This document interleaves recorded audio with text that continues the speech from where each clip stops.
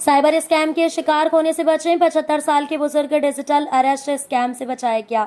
हिम्मतनगर तारीख 23/7/2026 को Sabarkantha cyber crime police station ने समय रहते 75 साल के एक बुजुर्ग को डिजिटल अरेस्ट जैसे ऑनलाइन फ्रॉड का शिकार होने से बचा लिया गया है।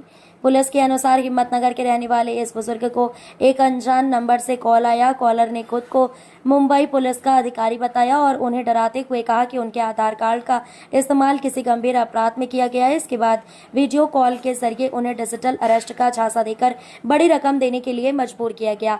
जब बुजुर्ग व्यक्ति पैसे ट्रांसफर करने के लिए बैंक पहुंचे तो बैंक के सतर्क कर्मचारियों को शक हुआ और उन्होंने तुरंत साबरकांठा साइबर क्राइम पुलिस से संपर्क किया। पुलिस ने तुरंत कार्रवाई करते हुए बुजुर्ग को पूरा मामला समझाया और पैसे ट्रांसफर होने से रोक लिया। साबरकांठा साइबर क्राइम पुलिस ने नागरिकों से अपील की है कि वे फोन या वीडियो कॉल पर पुलिस, सीबीआई, ईडी या किसी अन्य सरकारी अधिकारी होने का दावा करके धमकाने और पैसे मांगने वाले किसी भी व्यक्ति पर भरोसा न करें। ऐसी घटना होने पर तुरंत नजदीकी पुलिस स्टेशन या साइबर हेल्पलाइन नंबर 1930 पर संपर्क करें।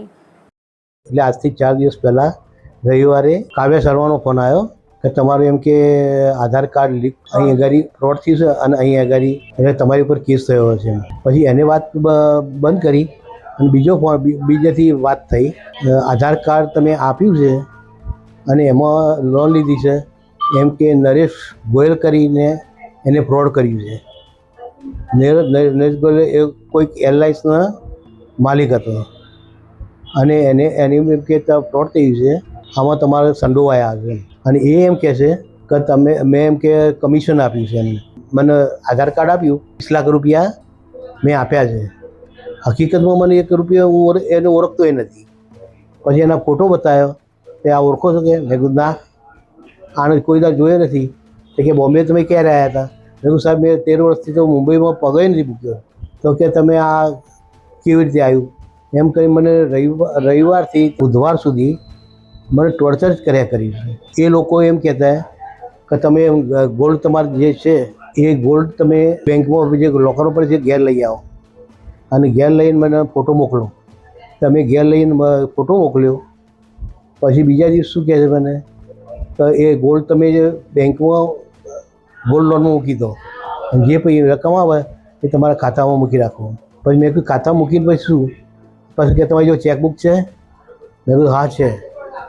તો પછી આગળ વાત ના કરી એને, પછી એટલું પૂછ્યું ચેકબુક છે। પછી અમને શક પડી એટલે પછી અમે એક્સિસ બેંકમાં ગયો હતો લોન લેવા દાગીના ઉપર। તો બેન પહેલાં ઓળખીતા હતા તો મેં એમને વાત કરી કારણ કે એમનો વિડીયો ચાલુ જ રહેતો હતો। રાતે અમે સૂઈ જઈએ તો એનો વિડીયો ચાલુ જ રહે અને એ વિડીયો તો બંધ જ નહીં કરવાનો। સવારમાં બી વા મીટિંગ કરે, ગમે ત્યારે મીટિંગ કરે અમારી સાથે અને મીટિંગ અમે એટેન્ડ કરતા અને બે સાથે જ જઈએ, અમે બે સાથે જ બેસાડે। બેનને વાત કરી કે આના માટે લોન જોઈએ તો કે એમને મને એમના એક્સિસ બેંકના મેનેજર સાથે વાત કરાવી અને મેનેજર સાહેબ કીધું કે આવું હોય નહીં કે।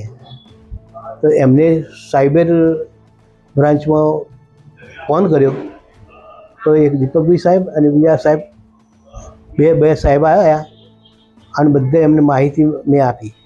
પછી એ સાહેબ અમને લઈને અહીં સાયબર ઓફિસમાં લેતા આવ્યા અને ત્યાં આગળ સાહેબ સાથે વાત કરી અને સાહેબને બધા એટલો બધો સહકાર આપ્યો, ચિંતા મુક્ત થઈ જાઓ, અમે પૂરો સપોર્ટ આપીશું તમને અને અત્યારે હાલ પૂરો સપોર્ટ મળે જ છે। એટલે આવું ફ્રોડ થાય તો ક્યારે પણ ગભરાયા વગર નજીકનો પોલીસ સ્ટેશન અગર સાયબર બ્રાન્ચ હોય તો ત્યાં આગળ તમે આનો કમ્પ્લેન કરો વિના સંકોચે અને ત્યાંથી એટલો બધો સહકાર મળી રહે છે કે એટલો તો આપણો ભય બી ના આપી શકે એટલો સહકાર મળી રહે છે।